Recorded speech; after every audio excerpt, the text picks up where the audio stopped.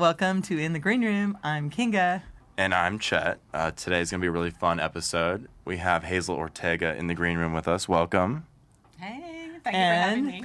Torrent, the climate activist. Coming back. Welcome back. To help save the planet. One show at a time.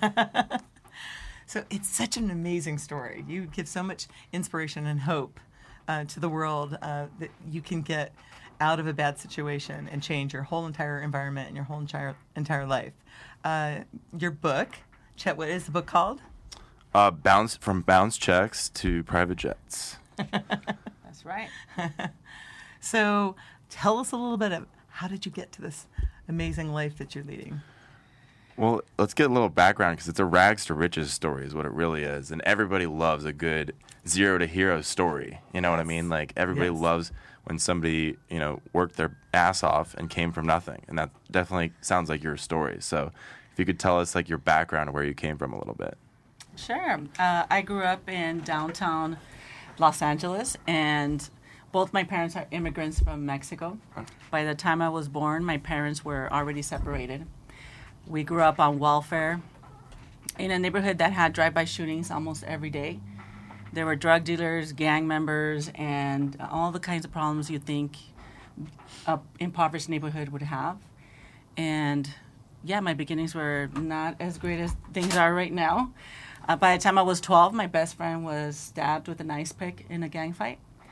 And my cousin was killed in a drive-by shooting. It's terrible. Yeah, my dad was a heroin addict all his life until the day he died, 63 years old. And if that's not enough, my mom shot and killed her boyfriend when I was 21 years old in a domestic violence dispute.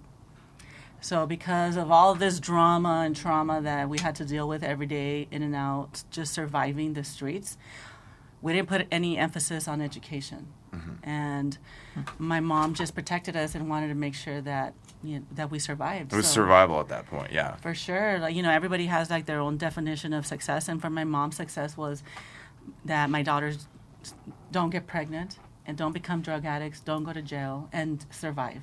Like that was what she was focusing on. And because of that, I didn't finish high school. Mm-hmm. There was no emphasis for finishing high school or beyond that. I got a job right away, and then just dealt with life, just became like a victim of life. Like everything was just happening to me. And so I got a job where the first place where my friend told me that they were hiring, I got hired and I got a job. Like most Americans, everybody gets a job where their friend or their cousin, they just end up somewhere. Yeah, they don't really plan things out. Yeah, exactly. No. You don't know that you have a choice. And so we just kind of end up places.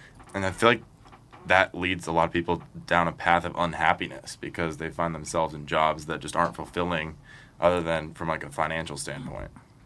Yeah, just to pay your bills, right? Exactly, yeah. Yeah, and not only that, I mean, it's unfulfilling, and you don't know that you can change it. You just think that that's just the way it is, and that's what I thought. So how did you break this pattern and rise above the just, monotony of, the 9 to 5? Yeah, well, I was working and living that life. I was working as a secretary at a workers' compensation law office. How old were you? I started working first of all, I started working at a workers' compensation courthouse when I was 17 years old. Wow. When I was 17 years old, there was this program to keep at-risk youth off the streets and out of trouble. And I got placed at this courthouse, and that's where I met a woman judge who became one of my first mentors. And she's the one that talked to me about finishing high school. She asked me, what college are you going to go to? And I said, I'm not going to go to college, and I'm not even going to get a high school diploma. Oh, my gosh. She was probably like, you need to change something about this plan. She totally was in shock that I said that and that it wasn't important to me. And then she started talking to me about the value of completing a high school diploma. So she didn't tell me to go to college, but she said, you should really get a high school diploma, because I was like way back at zero when I was talking to her, and she became a mentor. She offered me a ride home one day. And after the first day, she drove me through the bad neighborhood where all the graffiti and the homeless people and gang members were like every corner had something going on.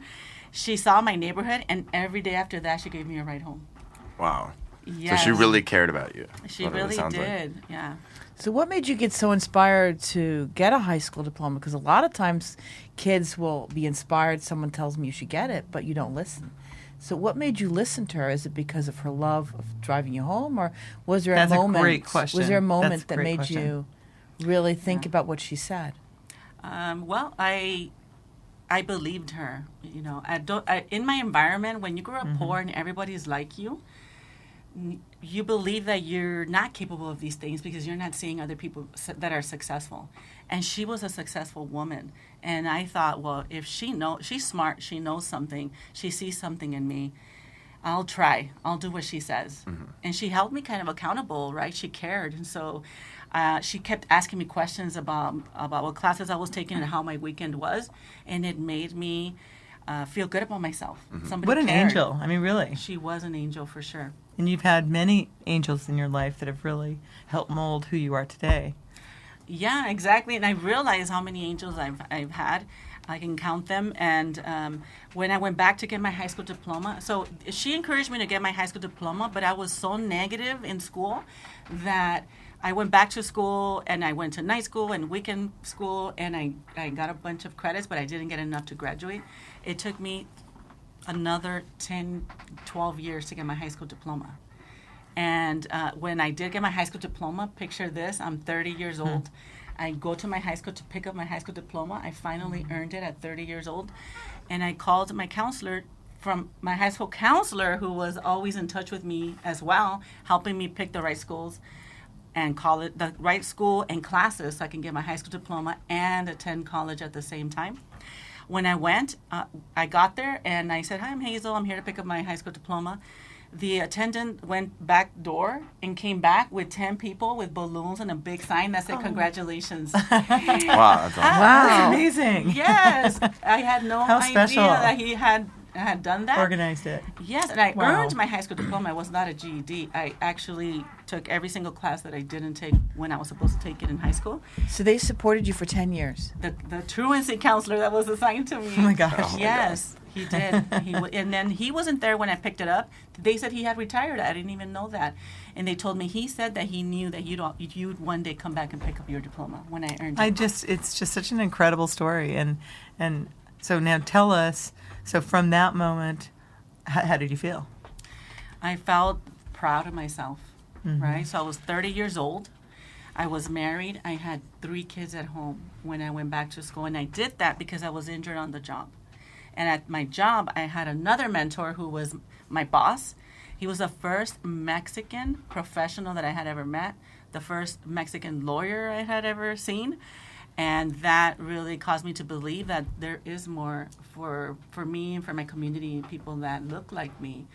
And he encouraged me to go back to school. He actually would wear a shirt that said, "Don't be a pendejo, get educated." Yeah, like, don't be an idiot, like, get educated, you know? Like, he really wanted to inspire the Latino community to go back to school, to get a higher education. So education, or high school education, really is step one. So, but for people that are, already educated, maybe to high school diploma or some college, but then are still stuck, in some job where they, aren't getting fulfilled or satisfied, and, they kind of just are stuck, kind of like what you were saying, that place you were at. Some people have a decent education are still kind of stuck in that spot. So do you think for someone in that spot, like, is it finding a mentor? What was like the next step for you that was like, taking you closer to success?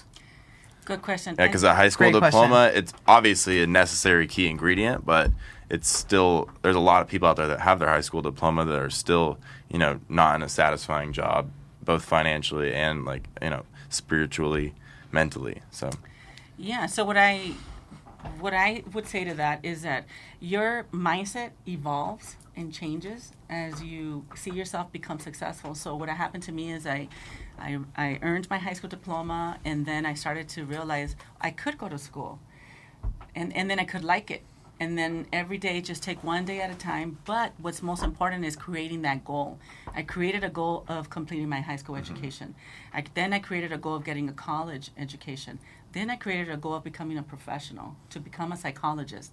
That was my goal. So I always create goals, and then I create a vision of myself in that role that I created. So setting goals, that's a big deal. yeah. Okay. And visualizing it. Setting like the it goals. already happened. Right? And I love that. Yeah. Fake it till you make it. Right? So We creating talked a about Some that. vision. truth to fake it till you make it. Yeah. Definitely a truth. I believe in faking it till you make it. Even if you're sad and depressed, if you put a pencil in your mouth, it gives the feeling of smiling. It makes you feel better. So you can fake it till you make it. You will get there. So the first thing was I created a goal, but with the goal, I would say it's a vision, right? And so I created a vision of becoming an educated person and what that looked like. And I created it with all the details because before that I was making $15 an hour and I had no vision. I thought that I was going to stay at that job for the rest of my life.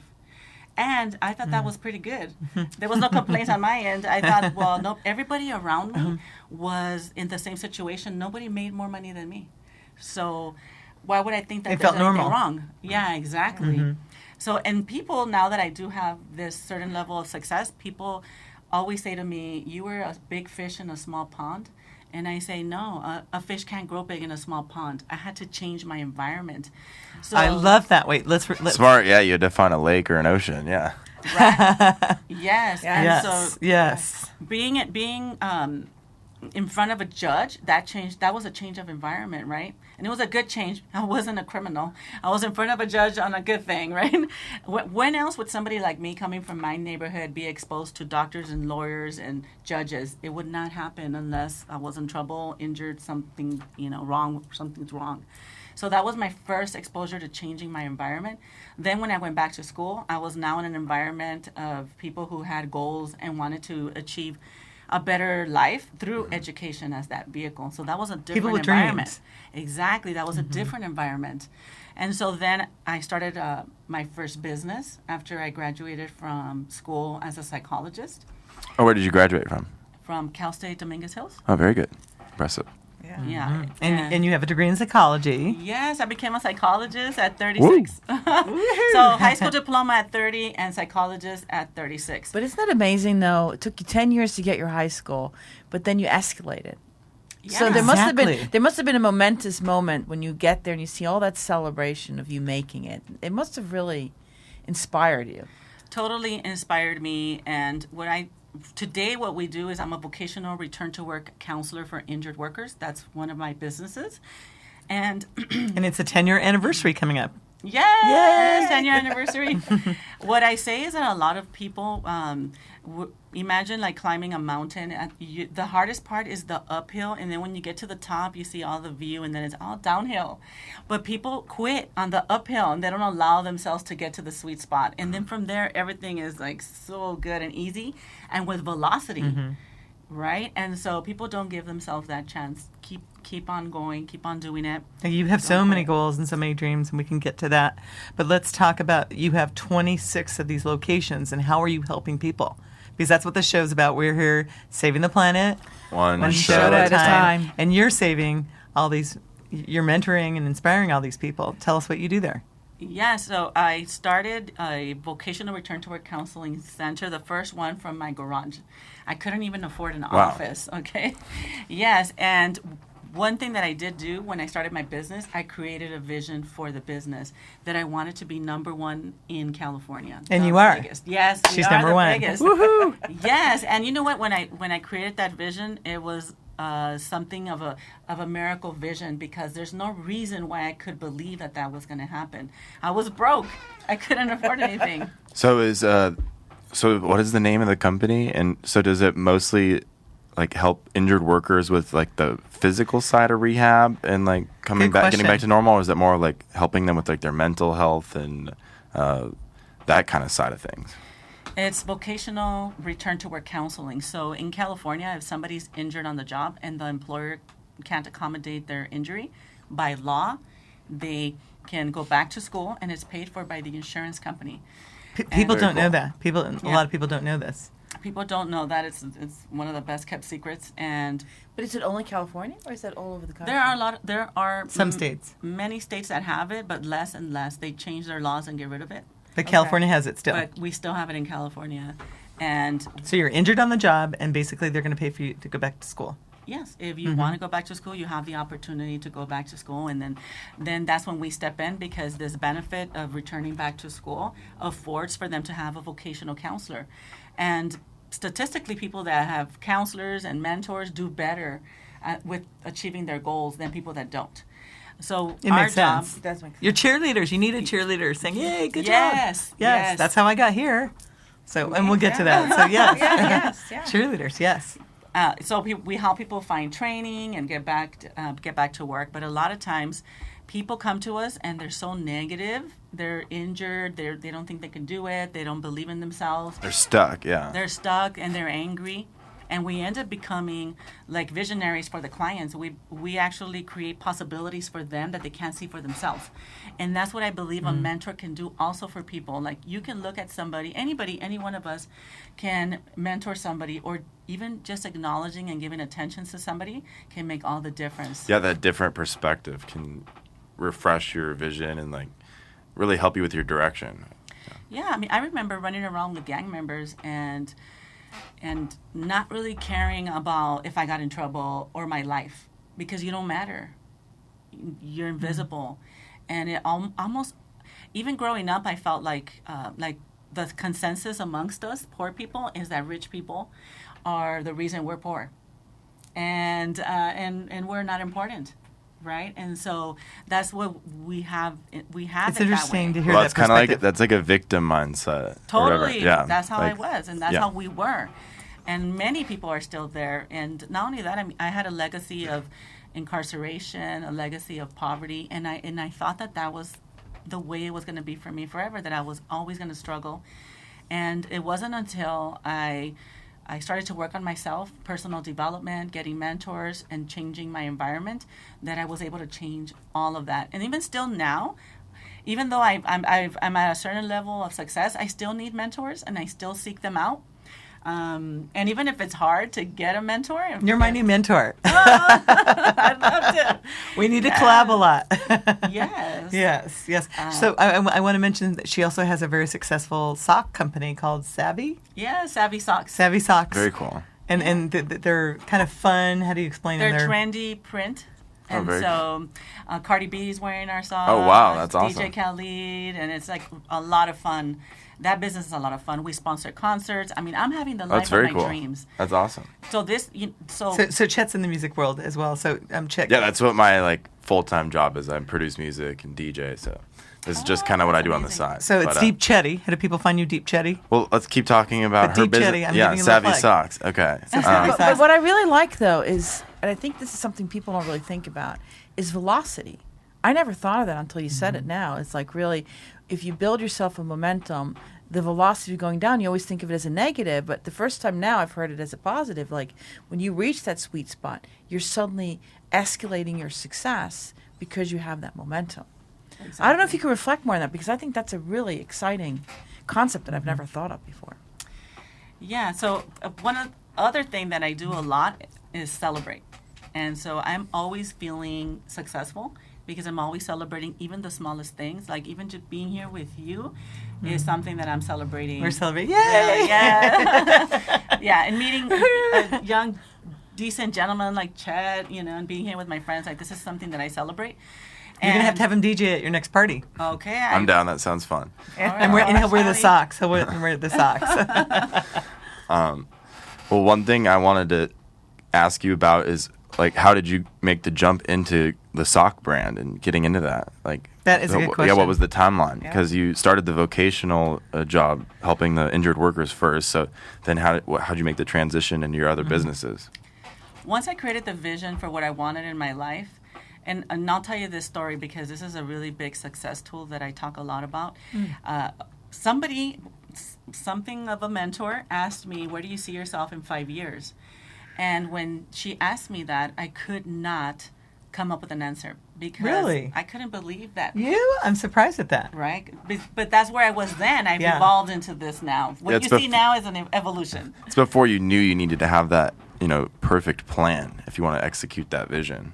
Exactly. I didn't know. You don't know what you don't know, right? And so then I've kind of metamorphosized into what I am right now. But back then, I was like this little caterpillar.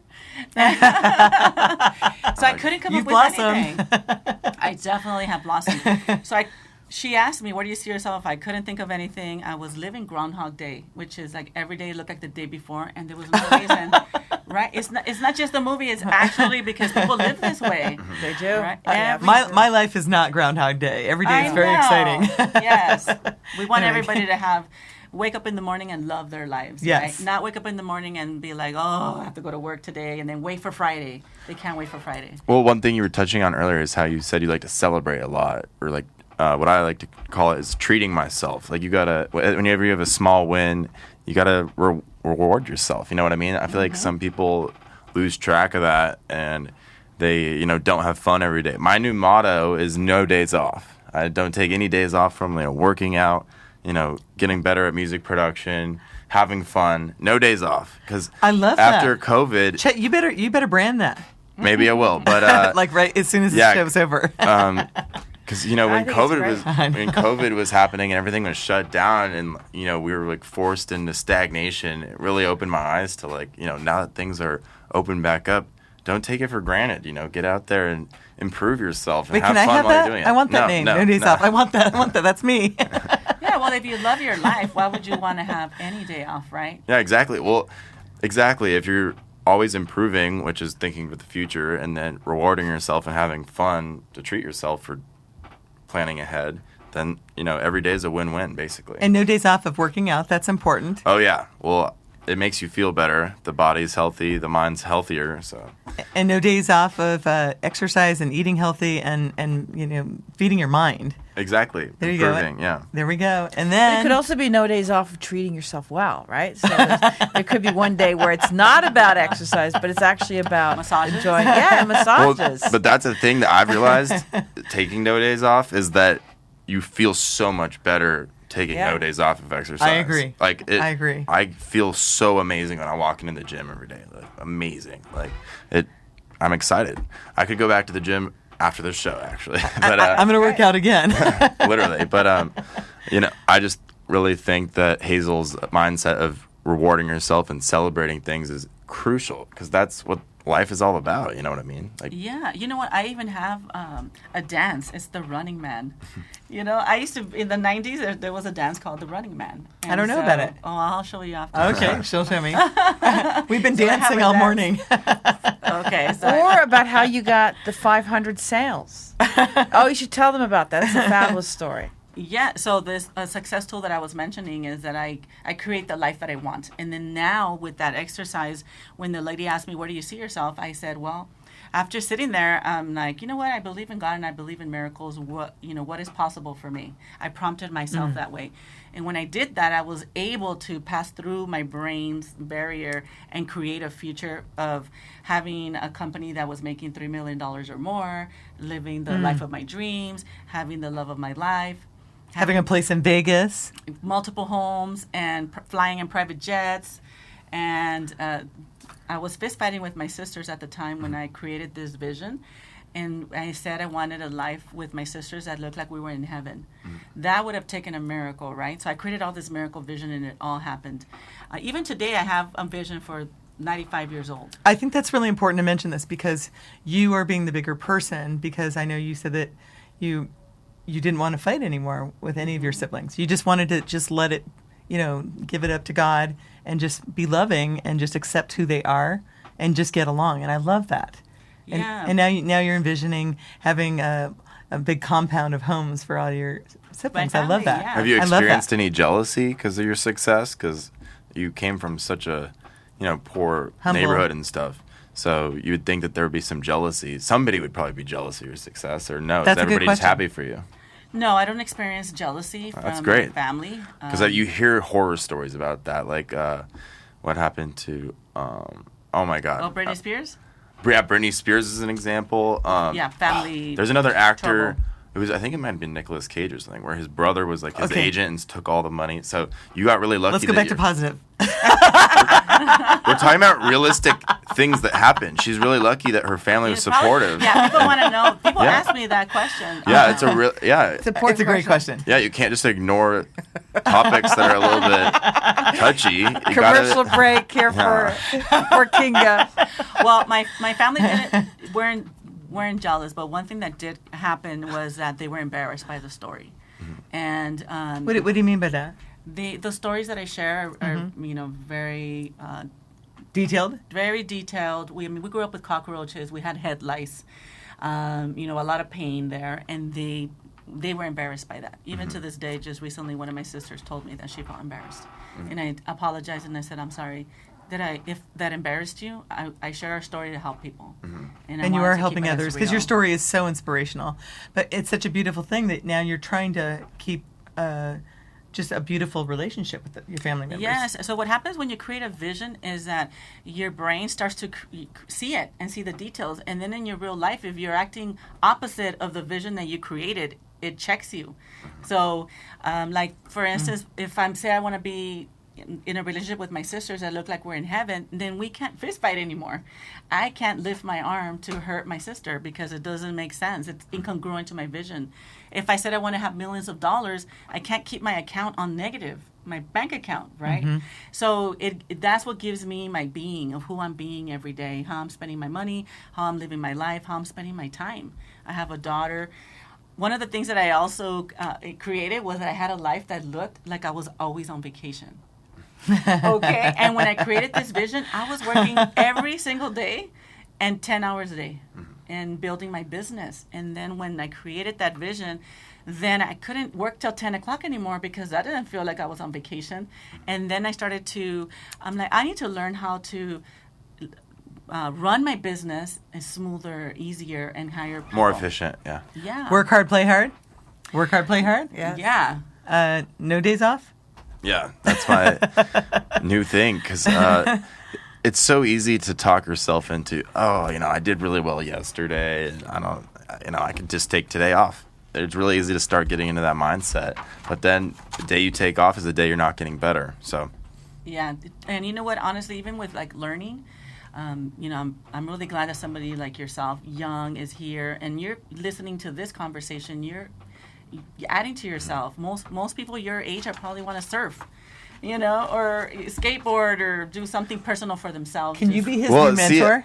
See, I would be the ultimate, chase I'm your hiring dream you. type person. Even if you're passionate about surfing or skateboarding, go get so good at that, and build a brand around that. You know what I mean? Like Exactly. nowadays. For sure. Oh yeah. So nowadays, it's all about chasing your passion. Like I know we were talking about how education is square one, but almost a step that needs to be slightly before that is figuring out what your passion is. Because I know a lot of people that went and got educated for the wrong thing.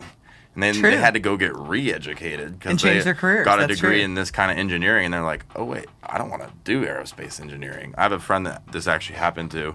And now he had to go get re-educated for how to do mortgage lending. And now that he's doing that, and he loves that. But it's really important that you know what you're interested in and what you're going to love doing before you go get educated for it, or you could find yourself wasting a lot of money on a college degree that you're not going to use. Well, Chet, I went to school and I became a school psychologist, and I started to do that job. You knew exactly you wanted to do that, right? I knew that yeah. that's what I wanted to do when I went to school. Then I started to do the job and I didn't like it. Really? okay. Yeah. Okay, we didn't mention this in our pre-interviews. I Okay, I didn't. didn't know that. I didn't like it. Okay. Plus, it was taking me away from my kids, and I thought that career was going to actually make me more available to my kids because school psychologists have the same school hours. The job hours are the same as the school kids, right? So my kids go to school 8 to 3. I was working 8 to 3.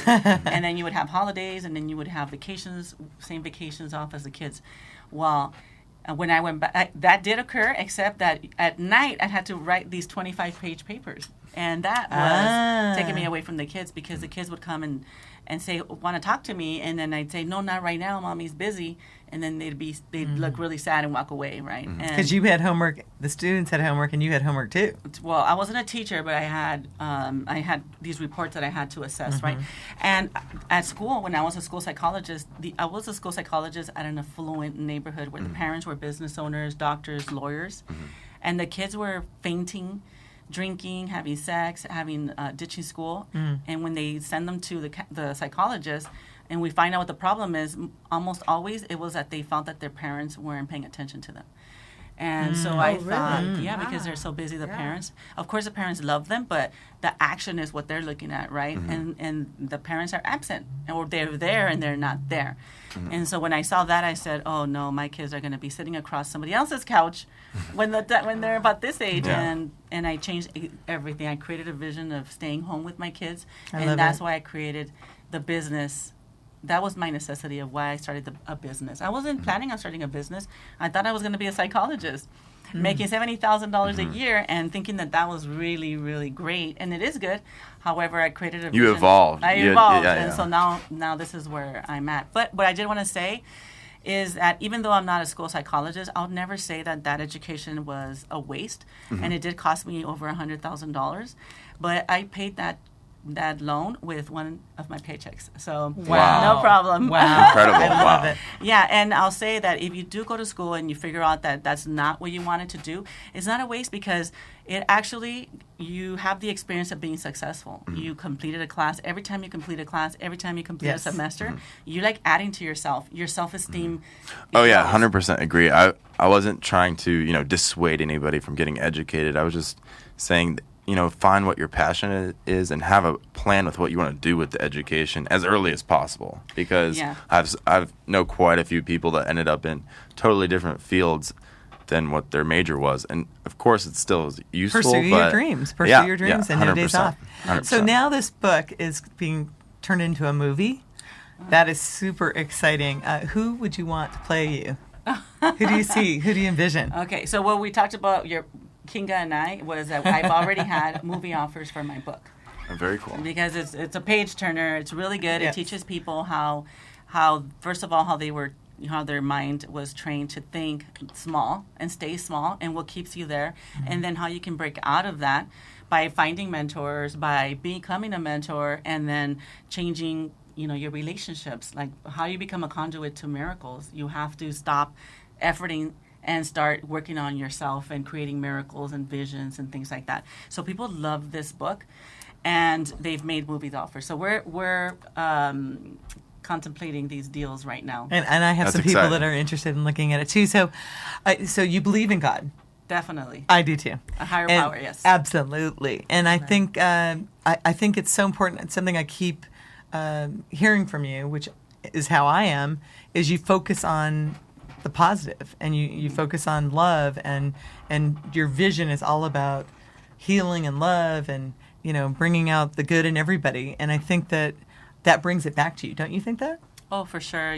We're the biggest beneficiaries of this work, and it still behooves us, though, to continue to grow our legacy. So once you become successful, and sometimes people are successful and they're stuck and they don't know what's next for them. Well, become a mentor, right? Our biggest legacy is teaching what we already learned.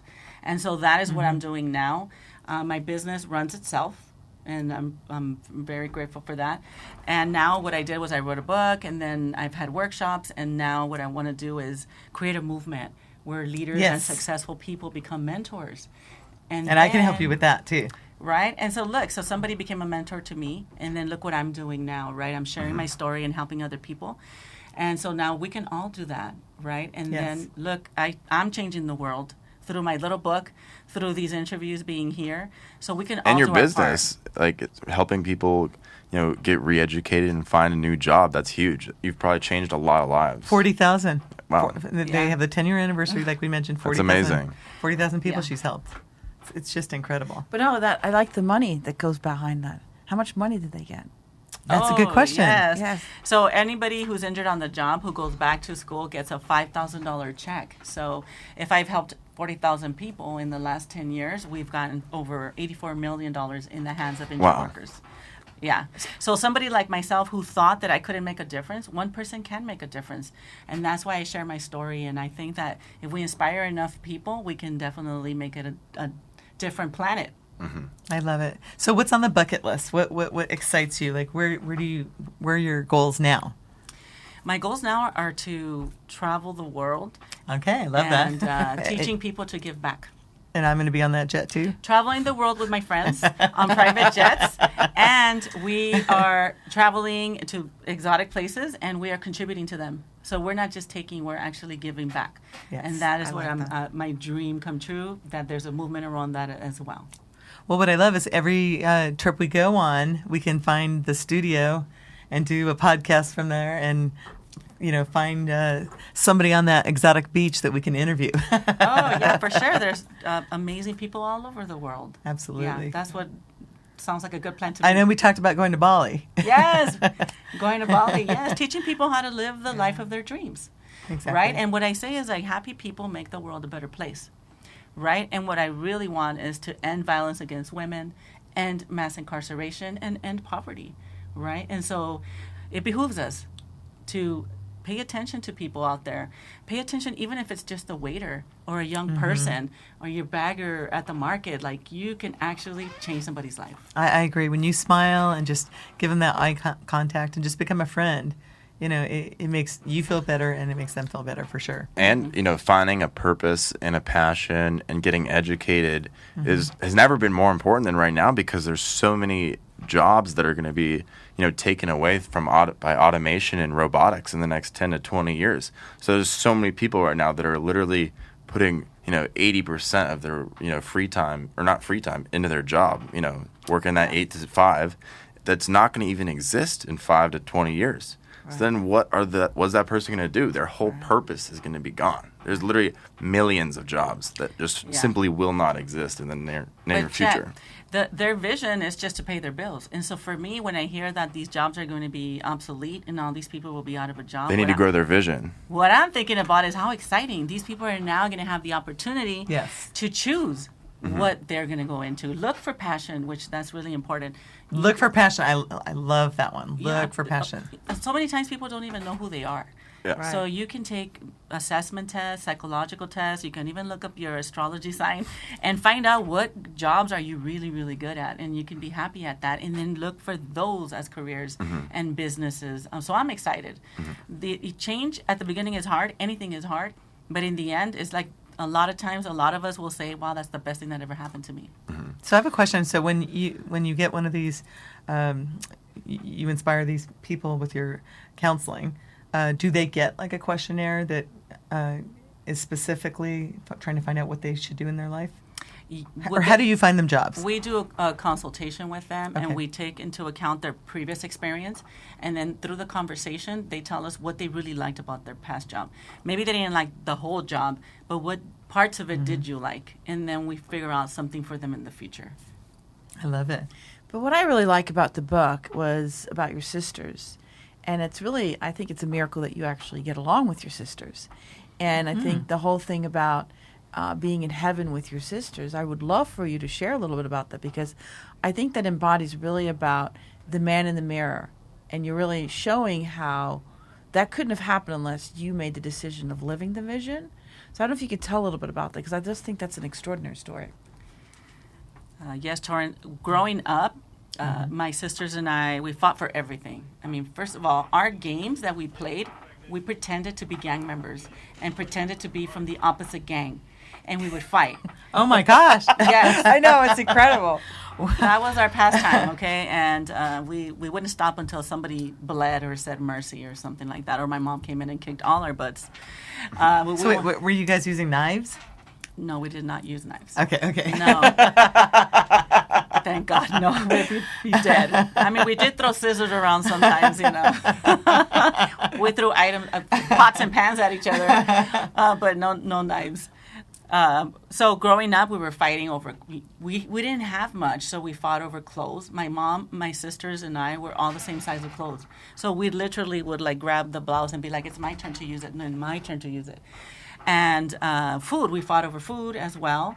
My mom would buy a Captain Crunch cereal, and then we would finish it in one sitting, because if you didn't get any now, you're not going to get any later.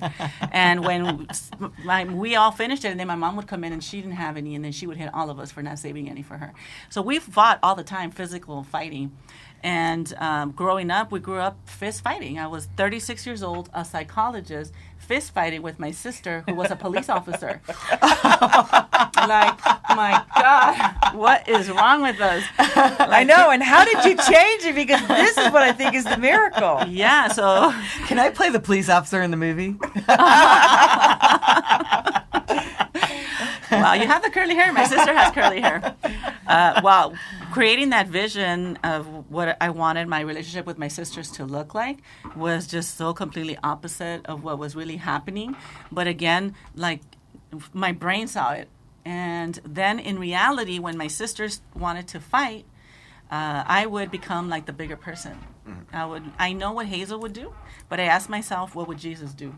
Because Hazel wants to hit back, right? Hazel wants to injure somebody, whether it's with hurtful words or with physical. And I started to change that all about me, little by little. At first, But it was how? like, How do you change that when that's just your natural inclination? How do you change it? well, first you have to be very conscious, right? So Okay. what do you want? And what I wanted was to get along with my sisters. Right? I Mindset. love them. Okay. So it's a practice. It didn't happen the first time. It didn't happen the second time. And the fight started de-escalating over the that. period of time. So now my sisters never did any kind of work on themselves or shared with me that they wanted a new relationship with me. That's what I wanted for my life. And so in my life, I'm in control of my life 100%. So I could only control myself. I can't control my sisters. I love it. So I stopped reacting to their fights. High five. Yeah. That is incredible. I just stopped. And So now yeah, I'm you were like- being the bigger person. And You coming weren't gonna from wait love. for them to come around because you were like, I'm just gonna make it happen. Yeah, and people say like it's kind of trendy or cliche to say be the bigger person, but in reality, yes, it's exactly like that. If you envision like becoming so big Yes. that when anything wants to fight with you, any person or your family or something is coming at you, it comes at you and it lands on you and it seems like it's a piece of lint, I love it. and you just look at it and then you gently put it down. You don't have to be like, oh no, a lint. And like give it all this attention. You don't. You just have them. The analogy I always think of is I like to think of myself like a great white shark swimming around, and then if there's a little guppy that's going to try to distract me, it's not going to work. Right? Yeah. Any That's why I imagery. think of an argument. I think it's brilliant, though. It's amazing. So I would even say, what would J-Lo do? J-Lo's not going to be concerned over, somebody being negative, right? Now I even say, like, what would a billionaire do? Okay, so Yeah. so everything you're saying to me just totally, I see the correlation because I 100% only now think about the good years in my marriage. I mean, I'm divorced now, but I only focus on all the good times we had, all the great trips, all the great memories we had with the kids. I block it out. Anything that, during the divorce, the divorce attorneys try to get you to fire things up and get everybody mad because they want to make more money. Well, what's so cool now is I'm at a spot where I only think about the good times and the great childhood my kids have had, and so it's only coming from love that I totally like love their dad, and that's such a good feeling. Yeah. And so it's exactly what you're doing with your sisters. Yeah, it's I a love it. benefit to me, right? Yes. I don't want to be upset. Exactly. So my sisters can get upset, and I diffuse that situation, and Yeah. then it's amazing that I don't get upset over that. I used to get upset. I used to have codependency, which it meant that I had to please my family all the time, and that's a lot of work until I realized, like, I'm not responsible for their feelings. I don't have to make them feel a certain way. And I got so much freedom out of that. Now that I want them to be happy, I want them to be happy from an authentic place, not from love me, I need your acceptance place. So I'm still I want them to be happy. I recently even had a sister tell me, a bad word and yell at me through text. She yelled at me through text and said, you're not more important than me, just because I couldn't take her calls. And I could have taken that very personal because she cussed at me. And I said, I just thought about it, like, what's happening here? And then I said, you know what? She loves me. So I responded to her and I said, I know you love me. I love you. And you're a priority to me. As soon as I'm out of this training, I will call you. And I love that. I could have answered back to her the same way she answered to me. But that's Just not- come from love. Yeah. Spread love, all come I from wanna love. do is be a space for love. And it benefits me and it benefits everybody else. And that's what the show's about. We're here to be spreading love. We call it spreading love, love, love, love, love everywhere and everywhere you go. And you're such an inspiration to everybody that's listening to this, because I'm sure a lot of people out there have some kind of relationship that has a little bit of a struggle, whether it's a parent or a brother or a mother or an uncle, and it's coming from forgiveness and love, and you being the person that's just like, no, I'm not going to go there.